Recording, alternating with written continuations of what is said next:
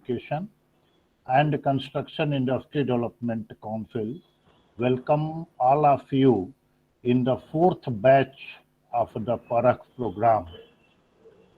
In fact, we have completed three batches of the Parakh program, that is All India Council for Technical Education AICTE Student Learning Assessment Program and Construction Industry Development Council is conducting all these programs for the faculty development of civil, electrical, mechanical, electronics, and computer science engineering branches.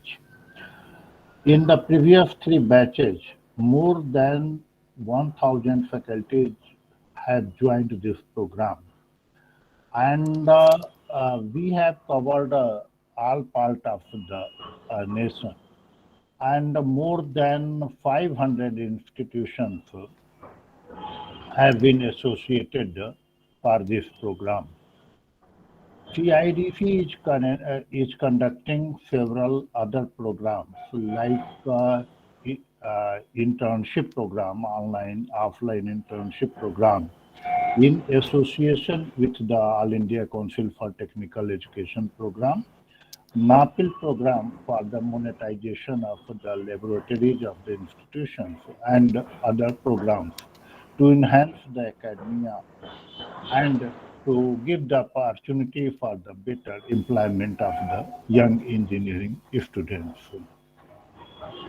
In this program, uh, we are inviting very renowned personalities from the industry and very renowned academicians to take the sessions and interact with the young engineering faculties.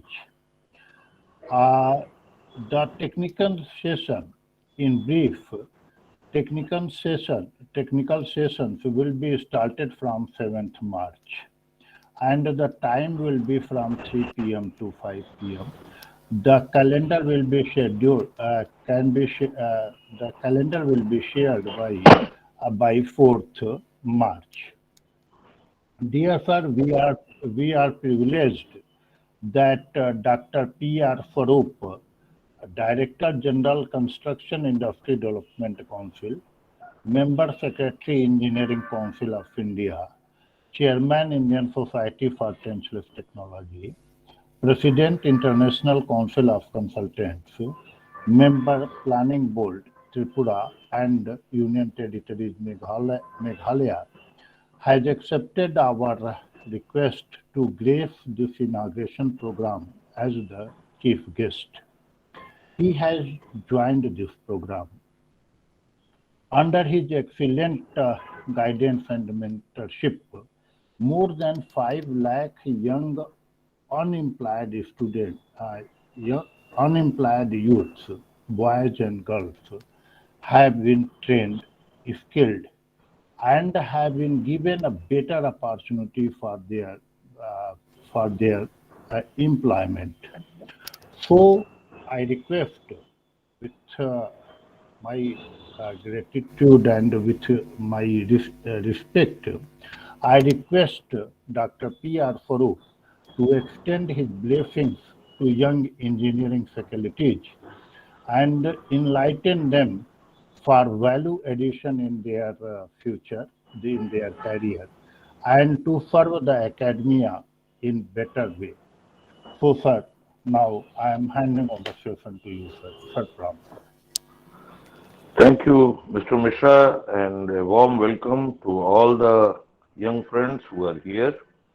And basically, you are all aware about the objectives of this particular program, which is being launched. This is the fourth in the series, and as Mr. Mishra has already explained, more than 1,000 academicians have benefited from this program. The basic intent is that after the enactment of new education policy by Government of India, Ministry of Human Resource Development, it was felt that there is an acute need to make sure that the syllabi, the curricula, and the structure of the engineering programs, may that be at the graduation level or post-graduation level or even diploma in engineering, that needs a lot of changes now, which should answer the kind of requirements and exigencies of the new situations that are arising almost like every day. We have also to bear in mind one very important fact that demographically, India is a young country, and the average age being 26 or 27 years, we have plenty of young people who are basically ready to go and serve not only the country and motherland, but also to go beyond the shores of the country to help out other aging economies. And that is where basically the responsibility of the academicians is paramount. And it is almost necessary that they must have a definite departure from the kind of academic content that they had been teaching until now. They should be closely interacting with the industry, understanding the requirements that the industry has, and that is how they would like to build the career of the young people who are coming in the portals of various institutions that you are representing. As Mr. Mishra already explained to you, that majority of the lectures will be delivered by the industry experts, and these are the people who are very senior people having lifetime experience behind them, and the focus will be not on a particular branch as such, because all we have to understand is that engineering solutions require prowess in more than one branch of engineering. For an example, if you want to build a power plant, maybe in thermal domain, you require people who understand electrical engineering, of course, but then more than that, you require people who know how to construct. Obviously, they need to be civil engineers and many mechanical engineers also, because a lot of erection and piping and many other things are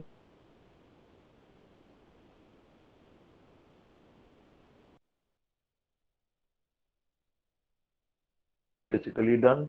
You require application of software technology for controls and the systems that you have, like fluid mechanics and many other things that one understands.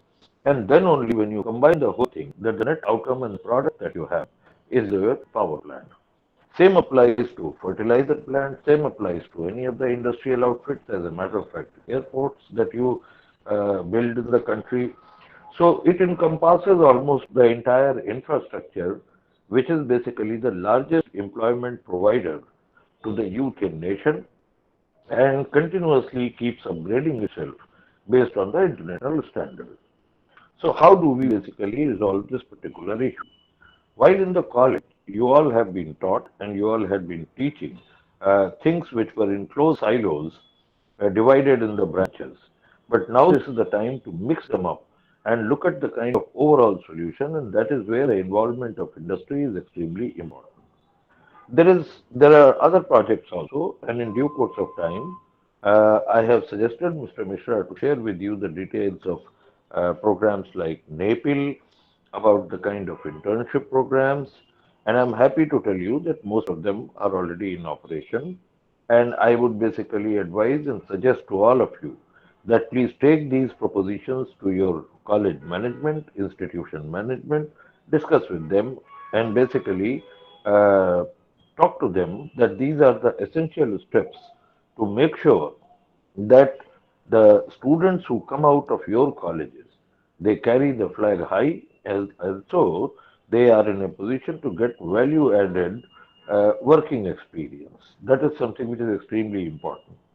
I would not say that everybody will go for the employment. There are going to be many of them who might like to go for the startup ventures.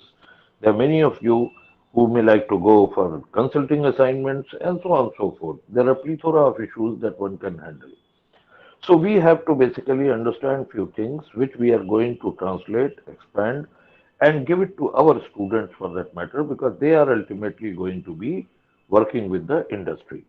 And industry has certain requirements, and this program will enable and help you not only to closely interact with the industry captains, but also to make sure that there are very timely kind of and relevant kind of topics that come to your mind?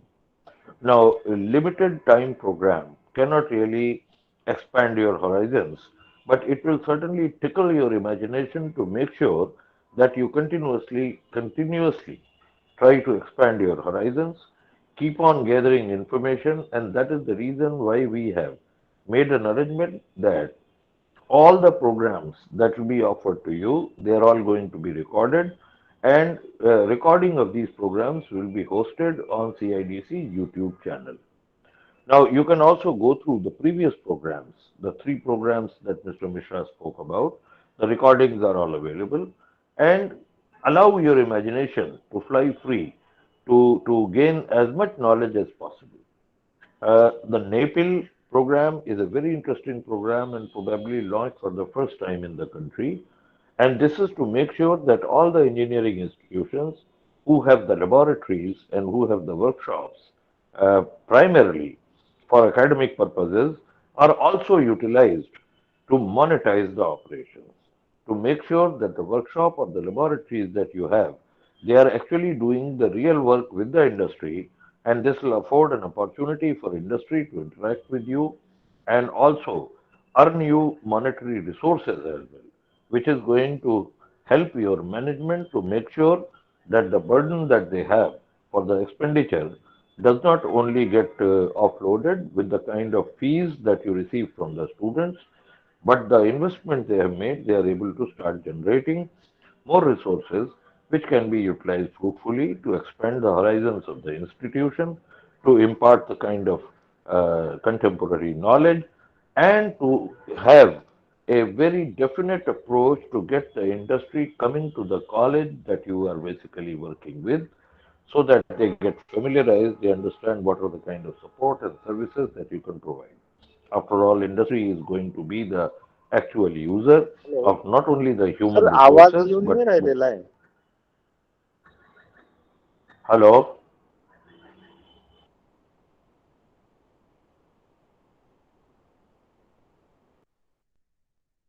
are you able to hear me,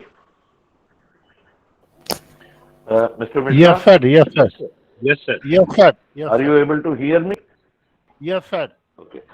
All Audible, right. sir. So, okay. All right. All right. I'm proceeding. I'm proceeding.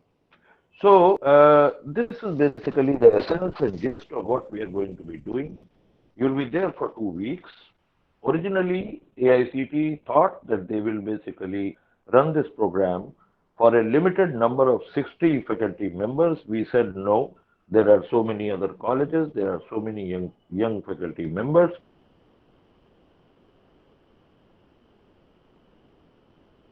They all must benefit out of it. So we have not put a bar on the number of learners who are there, because larger number of learners that is program are far, far superior. So with that, I wish you luck. I will keep meeting you during the course of this particular program. My suggestion is that you should continue joining this program regularly, and each lecture we would require you to give 10 multiple choice questions. That is actually the kind of thing that you will have to do to help us understand that you have understood the kind of topic that has been taught to you. Those candidates who are not able to attend the program for some official exigency or some other reason, they can certainly go through the recorded version of the program and then prepare their MCQs. But it is an essential requirement to obtain the certificate of participation only when somebody has given a minimum, homework and task that is assigned to you, and that is 10 MCQ per lecture. If you can give more, it will be much better. These questions, after compilation, will be sent to All India Council for Technical Education, who will basically put it in the bank, which can be utilized by all the faculty members of all the colleges who have been registered by All India Council for Technical Education, and this will enable them to redesign the courses and programs. Very soon, we are also going to have a meeting with the vice chancellors of all the state level technical universities and even central universities. And what we are going to be telling them, that their stress now should be to basically look at the emerging areas, the cutting edge areas, and change the curricula and syllabi, and very importantly, to make sure that the students who are undergoing these programs, they mandatorily participate in the internship, and CIDC is very much there to help you out. Just to give you an example, there are number of internship opportunities that are available, and we are of the firm opinion that they should basically be online, but then more stress should be given on offline internship, and that is what will afford the opportunity to these young people to understand how exactly the industry works, and possibly if they do good work, there is no reason why they would not be able to land up for the employment with the same company who has taken them as apprentice trainees. So, with that, I give you all my best wishes and return it back to Mr. Mishra. You have been very patient listeners. If you have any questions, please send it in your emails in our mailbox with the details you have already. We'll be very happy to answer that. And of course, there will be a question answer session which Mr. Mishra will conduct. So with that, thank you very much and God bless you all. Goodbye. Thank you. Tha- Thanks, sir, for your blessings and guiding to all young engineering faculties. And now we are opening the session for the question and answer. If there is any query, please come forward. I will respond their query.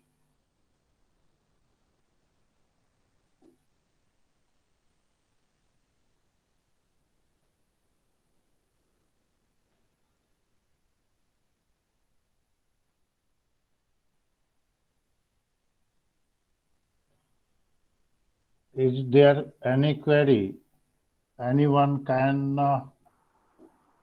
ask me at this moment, or can be mailed on my mail ID cidcdir@gmail.com, or send me WhatsApp message on my mobile number. So with these words, we are going to close the inauguration program, and from Monday, the technical sessions will be started. The usual timing is 3 p.m. from 3 p.m. to 5 p.m. The exact timing will be shared in the calendar, and that depends on the availability of the expert. The duration of the session will be around 90 minutes, and it is mandatory to submit the multiple choice question, minimum 10 multiple choice question in the Google form. The link will be provided by us by tomorrow. The minimum 10 multiple choice question for one session, and the total minimum 10 sets of multiple choice questions, means the multiple choice questions on the minimum 10 sessions are required for the certificate of the faculty development program. The certificate will be issued only only to them who have submitted the 10 sets of the 10 multiple choice questions. With these words, I, I request coordinator Ms. Pratibha Pandey to please close the session. And we are really very thankful to all of you to join this program and to start a journey for better for the for betterment and value addition in your career. We will always extend our support for this endeavor. With these words, really we are very thankful to all of you, sir. Sir, namaste. Thank you, sir.